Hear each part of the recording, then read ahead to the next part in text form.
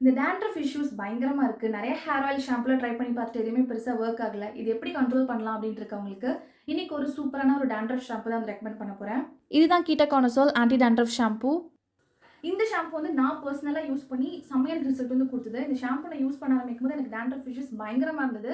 Literally எப்படி இருந்ததுன்னா, அப்படியே உதிரும். இப்படி சும்மா கோம்ப் பண்றேன் அப்படின்னாலே நல்லா வந்து உதிரும். ஸோ இந்த மாதிரி ஒரு கண்டிஷன்ல இருந்து இந்த ஷாம்பு நான் யூஸ் பண்ண ஆரம்பிச்சேன். இதுக்கு முன்னாடி நானுமே நிறைய ஹேர் ஆயில் ஷாம்புல ட்ரை பண்ணியிருக்கேன். பெருசா எனக்கு அது வந்து ரிசல்ட் குடுக்கல. கொஞ்ச நாளைக்கு வந்து ஓரளவுக்கு ஓகே இருக்கும். அதுக்கப்புறம் அகைன் எனக்கு எப்பவும் போல டேண்ட்ரஃப் இஷ்யூஸ் அதிகமா தான் இருந்தது. ஃபைனலி இந்த ப்ராடக்ட் பத்தி தெரிஞ்சு நான் பார்மசில தான் போய் வாங்கி யூஸ் பண்ண ஆரம்பிச்சேன். எனக்கு நல்லாவே டேண்ட்ரஃப் கண்ட்ரோல் பண்ணி குடுத்துருக்கு. இப்போ இந்த ஷாம்பு நான் கரண்ட்லி யூஸ் பண்றதில்ல. இது ஆல்ரெடி எம்ப்டி பண்ண பாட்டில் தான்.